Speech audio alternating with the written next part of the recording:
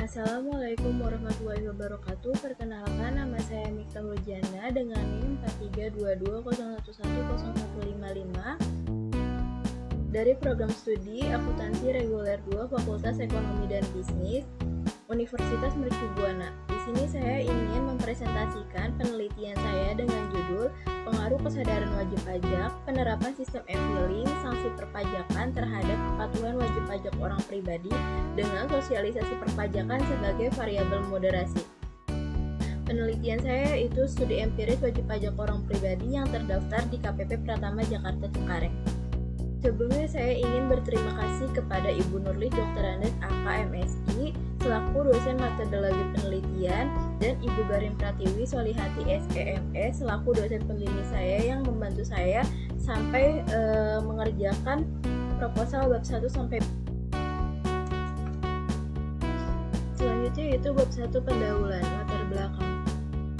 Pajak merupakan sumber penerimaan negara yang paling penting dan terbesar sehingga pajak paling penting untuk meningkatkan pembangunan nasional. Pajak adalah iuran wajib atau pajak yang dibayarkan kepada pemerintah dan digunakan untuk kepentingan pemerintah dan masyarakat. Orang yang membayar pajak digunakan untuk kepentingan bersama, bukan untuk kepentingan pribadi. Penerimaan pajak yang dihasilkan digunakan oleh pemerintah untuk melaksanakan pembangunan, baik pemerintah pusat maupun daerah. Pemungutan pajak dapat dilaksanakan karena dilakukan berdasarkan hukum negara Indonesia yang berlaku. Kepatuhan wajib pajak memegang peranan penting untuk menentukan jumlah pajak yang berhasil dipungut oleh Direktorat Jenderal Pajak atau DJP. Semakin tinggi kepatuhan wajib pajak, semakin berdampak pada peningkatan pajak. Kepatuhan wajib pajak atau tax compliance dapat diidentifikasi dari kepatuhan wajib pajak dalam mendaftarkan diri, kepatuhan untuk melaporkan kembali surat SPT, kepatuhan dalam menghitung dan membayar pajak terhutang.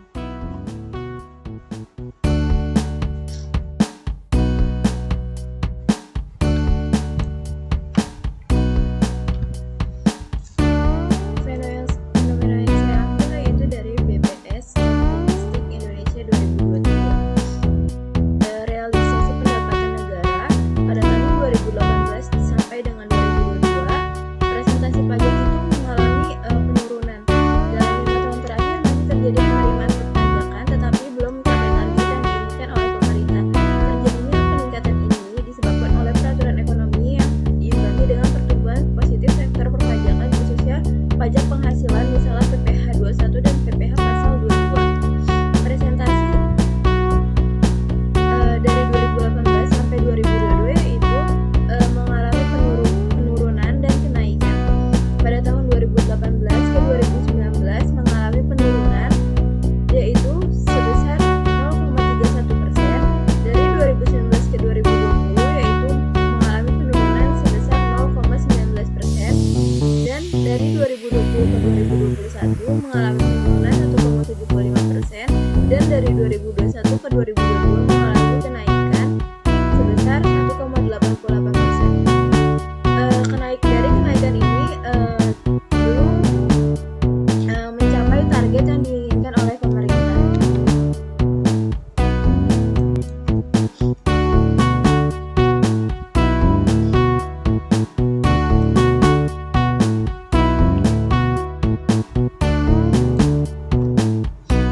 Tujuan penelitian ini yaitu yang pertama untuk mengetahui pengaruh kesadaran wajib pajak orang pribadi terhadap kepatuhan wajib pajak orang pribadi. Yang kedua untuk mengetahui pengaruh penerapan sistem e-filing terhadap kepatuhan wajib pajak orang pribadi. Yang ketiga untuk mengetahui pengaruh sanksi perpajakan terhadap kepatuhan wajib pajak orang pribadi. Yang keempat untuk mengetahui apakah sosialisasi perpajakan dapat memoderasi pengaruh kesadaran wajib pajak terhadap kepatuhan wajib pajak orang pribadi.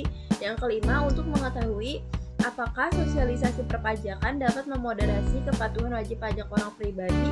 Yang keenam untuk mengetahui apakah sosialisasi perpajakan dapat memoderasi sanksi perpajakan terhadap kepatuhan wajib pajak orang pribadi. Kontribusi penelitian yaitu ada 3, kontribusi akademik, yang kedua kontribusi praktik, dan yang ketiga itu kontribusi kebijakan. Kontribusi akademik, hasil penelitian ini dapat memberikan kontribusi bagi para pembaca, khususnya mahasiswa Fakultas Ekonomi Bisnis jurusan akuntansi yang mengambil konsentrasi perpajakan dan dapat juga digunakan sebagai bahan literatur dan referensi dalam melakukan penelitian selanjutnya. Yang kedua, kontribusi praktik. Penelitian ini diharapkan dapat digunakan sebagai bahan evaluasi dalam merancang program sosialisasi perpajakan yang spesifik dan terarah, mengidentifikasi kelompok sasaran berdasarkan tingkat kesadaran wajib pajak, dengan menggali lebih dalam preferensi dan kebutuhan masyarakat. Praktis pajak dapat menyampaikan informasi dengan cara yang lebih efektif, mendorong pemahaman, dan akhirnya meningkatkan kepatuhan wajib pajak orang pribadi. Yang ketiga, kontribusi kebijakan. Hasil penelitian ini diharapkan dapat memberikan kontribusi pemikiran sebagai masukan untuk pemerintah untuk mengeluarkan kebijakan, memberikan gambaran perihal variabel-variabel yang perlu diperhatikan dalam upaya meningkatkan kepatuhan wajib pajak orang pribadi, dan diharapkan dapat dijadikan sebagai bahan masukan kepada Direktorat Jenderal Pajak dalam membuat kebijakan yang lebih menyentuh rasa keadilan bagi wajib pajak, dan membuat program yang dapat meningkatkan kepatuhan wajib pajak sehingga peningkatan penerimaan negara dari sektor perpajakan dapat terrealisasi.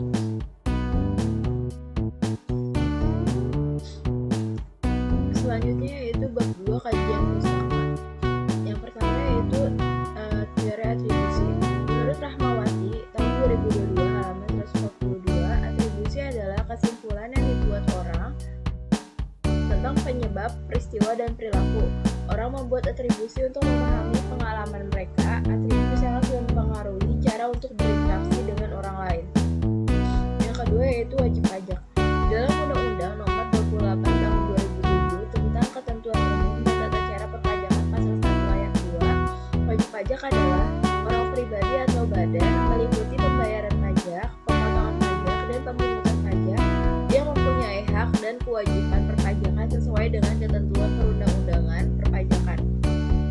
Wajib pajak orang pribadi yaitu 1. Perseorangan yang menjalankan suatu perusahaan atau berwira swasta, dan yang kedua perseorangan yang tidak melakukan kegiatan wira swasta yang memperoleh penghasilan di atas.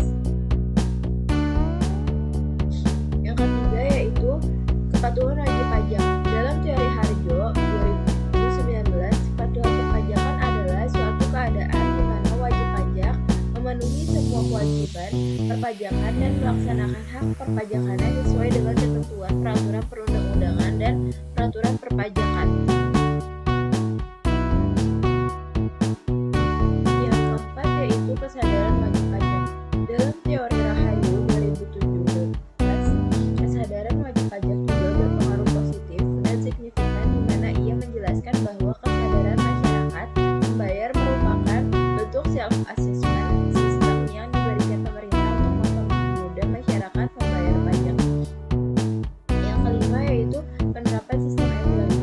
Menurut Pohan 2021, e-filing adalah sebuah produk inovasi perkembangan teknologi informasi yang disediakan untuk memudahkan sekaligus meningkatkan pelayanan kepada para pembayar pajak dalam melaksanakan hak dan memenuhi kewajiban perpajakan.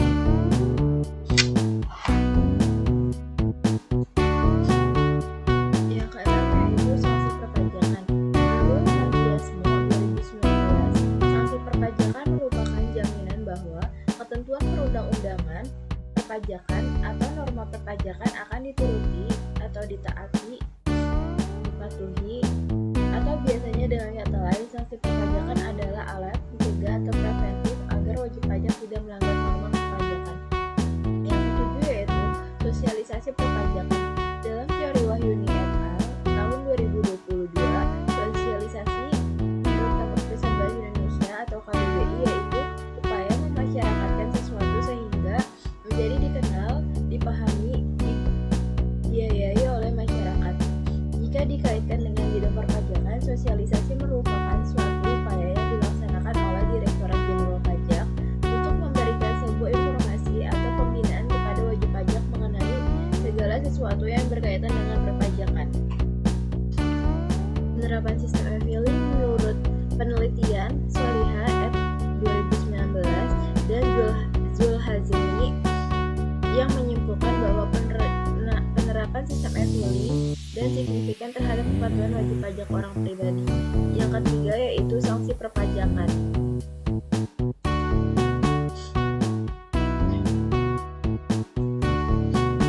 Sanksi perpajakan dari penelitian yang dilakukan oleh Muhammad et al. Tahun 2020 bertentangan dengan penelitian yang dilakukan oleh Hartana Markeswari 2018 yang menyatakan bahwa sosialisasi tidak berpengaruh atau tidak memperkuat kesadaran wajib pajak orang pribadi. H5-nya yaitu sosialisasi perpajakan memoderasi penerapan sistem e-filing. Menurut penelitian Pradilatri et al. Tahun 2021 dan Kausulia et al. 2022 menyatakan bahwa sosialisasi perpajakan memoderasi hubungan antara sistem e-filing terhadap kepatuhan wajib pajak orang pribadi. Hal ini mendukung hipotesis yang diajukan sebab adanya sosialisasi perpajakan akan lebih mengerti dan paham cara menggunakan sistem e-filing. H6-nya itu sosialisasi perpajakan memoderasi sanksi perpajakan. Dalam sosialisasi perpajakan memoderasi sanksi perpajakan, hasil penelitian ini sejalan dengan penelitian yang dilakukan oleh Faidani et al. 2023 serta bertentangan dengan penelitian yang dilakukan oleh Maharani 2018 yang menyatakan bahwa sosialisasi tidak memoderasi sanksi perpajakan terhadap kepatuhan wajib pajak orang pribadi. Sosialisasi juga memperkuat hubungan antara kesadaran wajib pajak orang pribadi.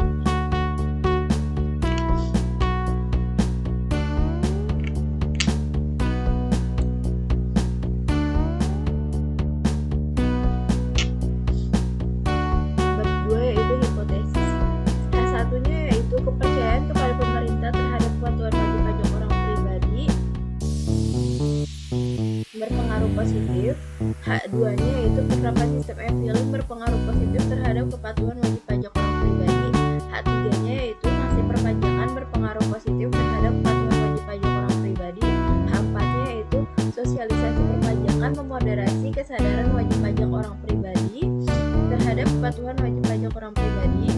H5-nya yaitu sosialisasi perpajakan memoderasi penerapan sistem e-filing terhadap kepatuhan wajib pajak orang pribadi. H6-nya sosialisasi perpajakan memoderasi sanksi perpajakan terhadap kepatuhan wajib pajak orang pribadi.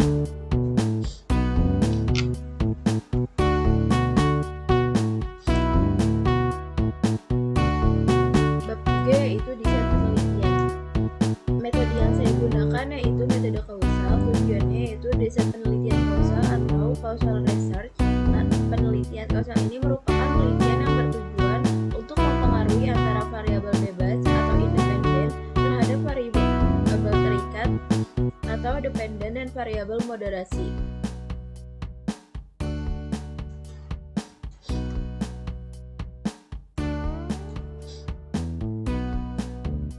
Bab 3 yaitu operasional variabel. Kepatuhan wajib pajak yaitu 1. Tingkat ketepatan waktu pembayaran pajak. Yang kedua, ketepatan jumlah pajak yang dibayarkan. Yang ketiga, kepatuhan terhadap peraturan perpajakan. Yang keempat, frekuensi pemanfaatan fasilitas pajak. Yang kedua yaitu kesadaran wajib pajak. Yang pertama, tingkat respon terhadap perubahan kebijakan pajak.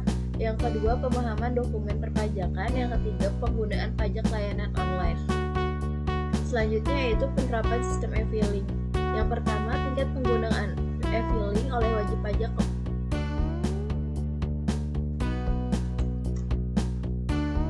Yang kedua, kemudahan penggunaan sistem e-filing. Yang ketiga, keandalan sistem e-filing. Yang keempat, kepuasan penggunaan terhadap e-filing.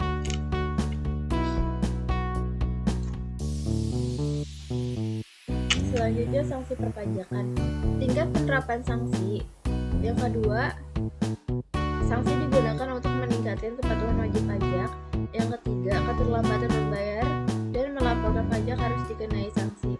Operasional variabel dari sosialisasi perpajakan yaitu jangkauan kegiatan sosialisasi perpajakan. Yang kedua, efektivitas pesan sosial. Yang ketiga, peningkatan kesadaran pasca sosialisasi perpajakan.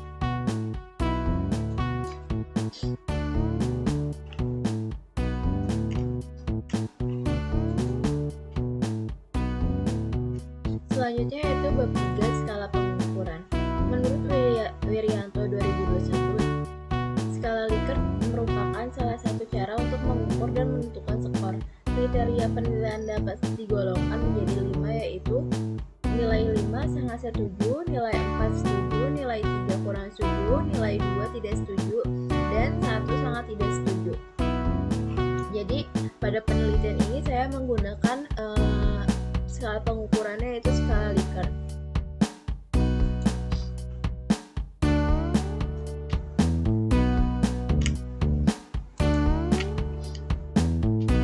Selanjutnya yaitu bab 3 populasi dan sampel.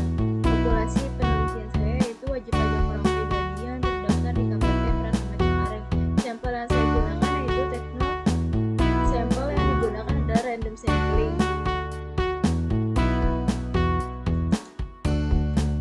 Kenapa dibilang random sampling? Karena menurut Sugiono 2019 dikatakan simpel atau sederhana karena pengambilan anggota sampel dari populasi dilakukan secara acak tanpa memperhatikan strata yang ada dalam populasi itu.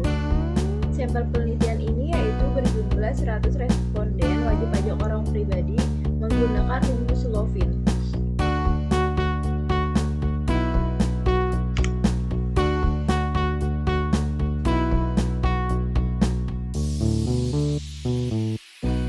Bab 3 teknik pengumpulan data. Data yang digunakan dalam penelitian ini menggunakan data primer. Data primer adalah data yang diperoleh dari pihak pertama yang bisa diperoleh secara langsung. Metode pengumpulan data dilakukan dengan metode survei menggunakan kuesioner yang disebar kepada responden. Kuesioner merupakan formulir standar yang berisi serangkaian pertanyaan. Pengumpulan data kuesioner dilakukan secara langsung dengan mengunjungi wajib pajak orang pribadi dan juga melalui pengisian online via Google Form. Selanjutnya analisa data. Metode analisis yang digunakan dalam penelitian ini adalah metode kualitatif. Pengujian data dalam penelitian ini menggunakan analisis smart PLS berbasis PLS. Metode ini sangat bermanfaat untuk menggunakan dalam ilmu manajemen untuk menghitung, membuat, dan memvalidasi model. Ujinya yaitu uji analisis deskriptif, uji kualitas data, yang ketiga uji hipotesis. Dalam uji hipotesis yaitu terbagi menjadi 2, yaitu pengukuran outer model dan struktural inner model. Terima kasih, kurang lebihnya mohon maaf. Maaf jika ada